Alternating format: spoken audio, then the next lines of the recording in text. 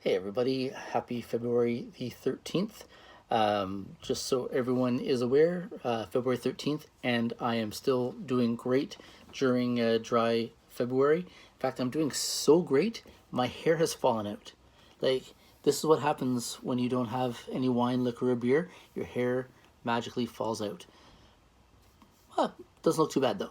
But I feel great, and like I said before, it's all going for a good cause. Doing a small part raising money for the Canadian Cancer Society. So it's the least I can do is to take care of my body a little bit better, and raise awareness and raise money at the same time. Uh, Today, I was going to talk about a topic regarding purchasing coming out of the pandemic, but I'm going to save that for another day because just going through some messages through some of my platforms here today and a little bit last night.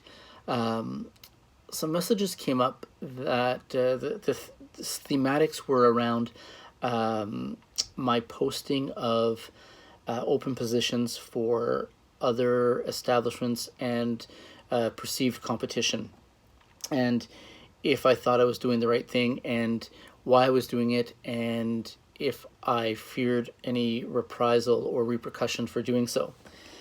And at first I was a little taken aback by it, and I had to think for a second, and I was going through some of my other posts, and like I said, I'm always very careful to, especially when it comes to lending an opinion, of always mentioning that the opinions are mine. Yes, especially when it's on LinkedIn, I do have a job and a title that's associated to my profile.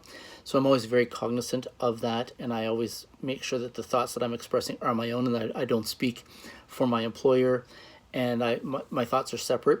And I always try to do them respectfully so that, if I ever did say something, I don't want it to come back in a negative light on me. Because again, I'm respectful of who my employer is. But at the same time, I feel like I have a voice in the industry that I need to share certain things with.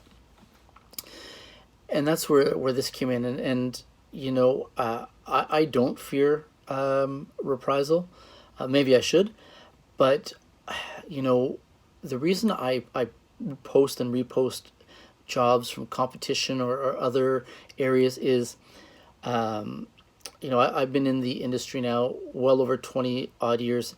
And in Toronto, where I'm based, I have become somewhat of a leader in the industry. I don't like to say that about myself, but people have reached out to me and said, you're a leader. We need your voice to help guide certain things and help push things across. And so I try to do that. And sometimes, being a leader is stepping up and showing the way for other people. So if I see a job offer or a job posting at the Four Seasons, the Hyatt, the Shangri-La, the Courtyard, the Bob's Fish and Chips, Oyster Boy, Reds, you name it.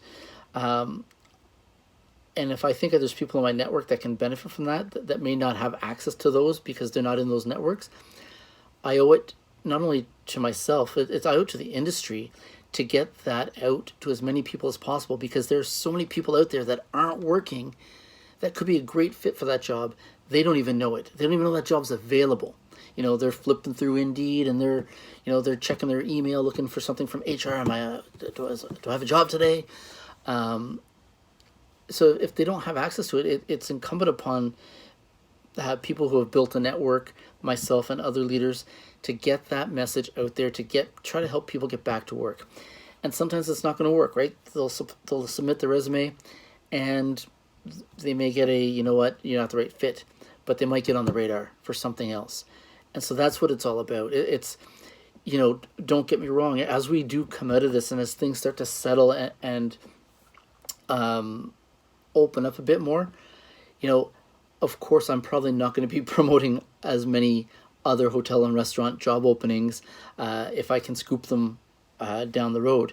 But right now, when times are so tough, to be quite frank and quite honest with you, I'm actually pretty disappointed that there aren't more leaders out there trying to do the same thing. I've actually seen more people stick their head in the sand and hope this all goes away, or they've just disappeared on their own and left people to fend for themselves. And that's not right either.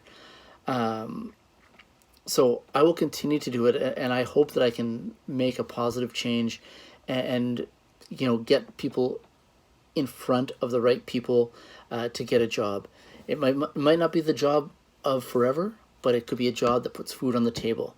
So, while I welcome criticism and I welcome the comments, I wanted to address them. Is that I'm not scared of reprisal. I think this is the job of what a leader should be doing, and it's a leader in the industry should be striving to get as many people in the industry back to work as fast as possible. If you can't do it, if I can't do it where I currently am employed, if I don't have something for them, the least I can do is try to get something for them somewhere else through the connections that I've made over the years. Otherwise, what's the point of having connections if we're not going to share the information? Because coming out of this, if we all go into this mentality like, I own this and I'm not going to share it with anyone, the industry is not going to go anywhere. We're all going to spin our wheels in our little circle, and there'll be nothing coming out of it. We share ideas when we're going forward. You sit in meetings, people are sharing their room rates, people are sharing their menus. Share your talent pool, especially now. Share the talent pool, get them out there. So that's why I do it. And I think it's common sense why I do it, but there was enough comments that warranted me saying something about it today. And there are a great many people who are out there doing it as well. And so I would encourage them to continue doing that. But for those who aren't, again, not casting stones. That people have reasons for not doing it, and some people have left the industry altogether. But what really caught my attention was some of the people that were questioning whether or not I should be doing it were the ones themselves who I believe should be doing it, because they are also leaders. So don't be afraid.